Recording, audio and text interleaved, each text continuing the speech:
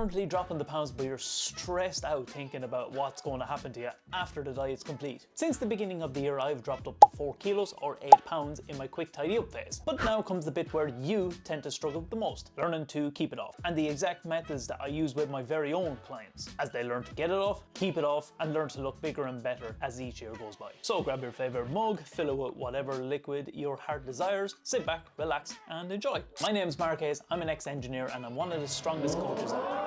I've also been running my successful online coaching business since 2023 and have been helping people just like you get in the shape of their lives. My aim for these videos is simple: to give you the most up-to-date info out there to stop you falling into the trap that is social media, where fitness wankers feed off your confusion in order to make a profit. And look, I'm not your coach and I'm not your dad, but what I can do is walk you through exactly what's involved in improving your physique and how you can go from looking like this to this in hopefully half the time that it took for me, so you can learn from my experiences. Let's begin.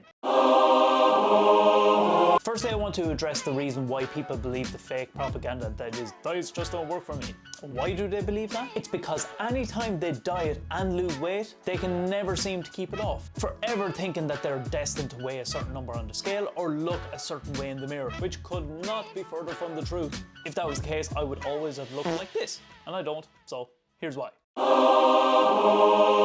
So for a moment, I want you to imagine that you are the consumer and in front of you are a load of methods. The weight loss industry's many ways of getting you to achieve your goal, i.e. fat loss. Each of these methods considers themselves the ultimate way to achieve it, with lots of them being confusing and more often just contradiction. However, on the far side of those methods, it's something called the principle. But like I said, it's obstructed by all these methods in your line of view. You haven't ever been told what this principle is. Instead, you've probably just tried to apply one of these methods instead. Here's the kicker. What you haven't been told is that each and every one of these methods all have one thing in common, which is, on the far side of those methods, the principle. What you haven't been told is that every one of these methods have something in common, which is that principle. And that principle, when it comes to fat loss, is known as the calorie deficit. And what happens when we apply that principle, in this case the calorie deficit, to our lives? I give to you the fat loss phase. And just a side note, why I have 12 weeks here is that I don't coach any of my clients to diet for any longer than 12 weeks at a time, due to metabolic adaptations,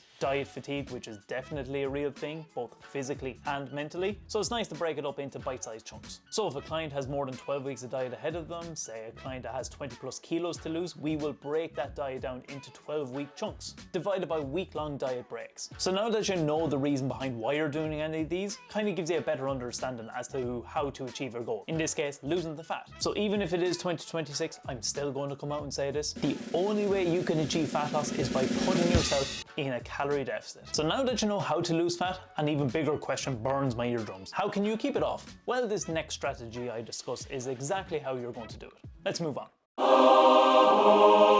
So when I summoned up the courage to finally transition and jump from mechanical engineer straight to a PT, I did what every PT usually does when they start off. I shout out about that term known as sustainability. And no, I'm not talking about the environment, I'm talking about sustainability when you're trying to diet, which I must admit I didn't really know what I was talking about back then. Because now that I have a lot more experience and a lot more comp on, I know that diets aren't, nor should they be, sustainable. And if it was, everybody would be walking around looking like a Greek god, which they're not. Granted, diets should be sustainable enough that you don't crash out every 5th day, but diets should be relatively challenging. To the fact that we have to become more restrictive on ourselves, accept the fact that we can't have a treat every time we stroll into a cafe, and can't succumb to having 5 pints every time Man United win 3 games in a row, which is a more regular occurrence these days. But remember this, just like your emo phase that you went through in the mid-2000s, diets, they are just a phase. Not meant to last forever, and meant to lead to something else. So I give to you the maintenance phase.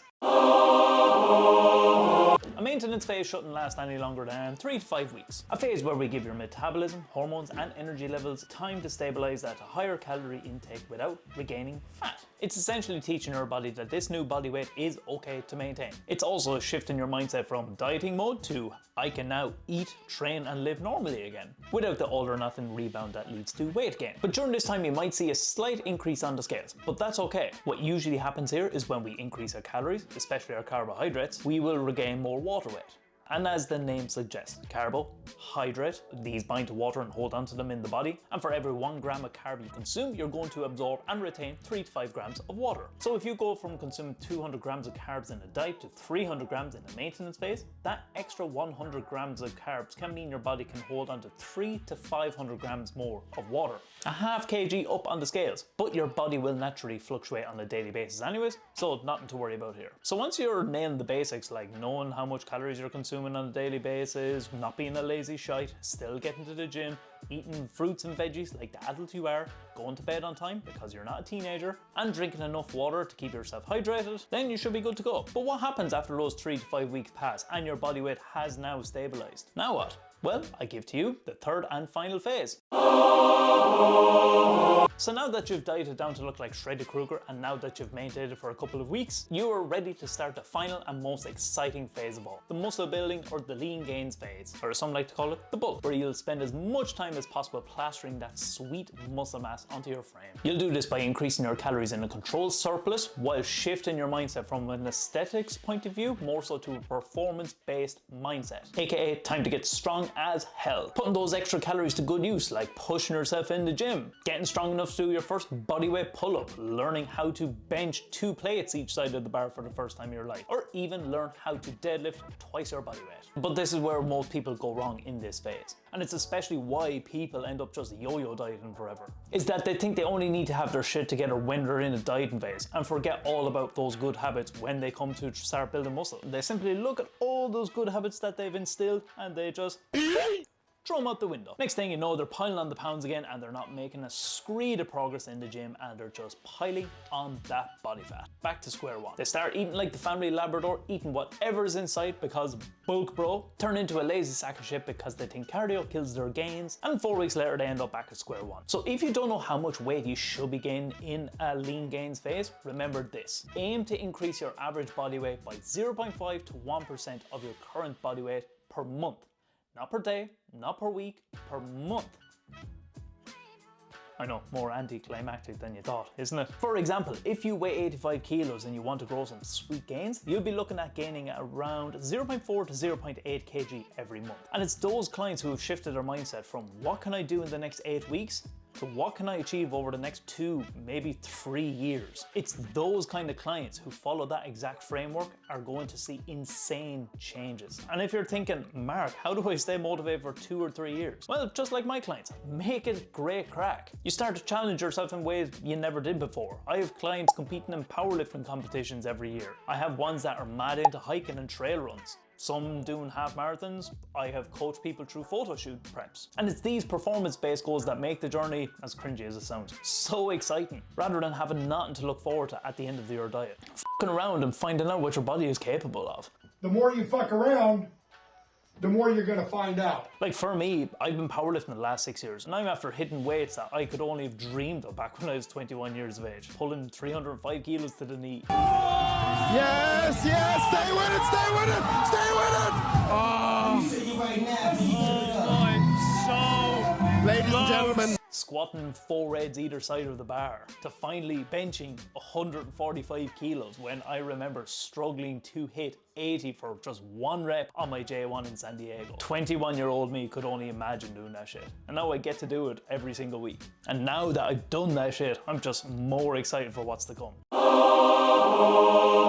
So that's how you go from constantly dieting year-round, never actually seeing changes to your physique, be it your arms getting bigger or your back getting wider than a brick shit house, to now realizing that diets should not take up your entire life. And by looking at them as just phases, should make them seem a lot more manageable to grasp. That's exactly what I teach my clients, and it seems to get the best results when they start to prioritize this stuff, not just for the next 8 weeks, but for years to come. And if you are sick of constantly wrapping up diets, just ending up back at square one again, that's where my online coaching comes in. Where I help people just like you find solutions to your problems. In this case, how to move past that dieting phase once and for all. And if that sounds like something you really want help with, then just simply send me a message on my Instagram page, which you can find in the description below. But before you do that, make sure you hit like on this video, comment if you have any questions, and subscribe, because on my page I have plenty more videos like this one. So make sure to stick around. I'll see you again. Peace.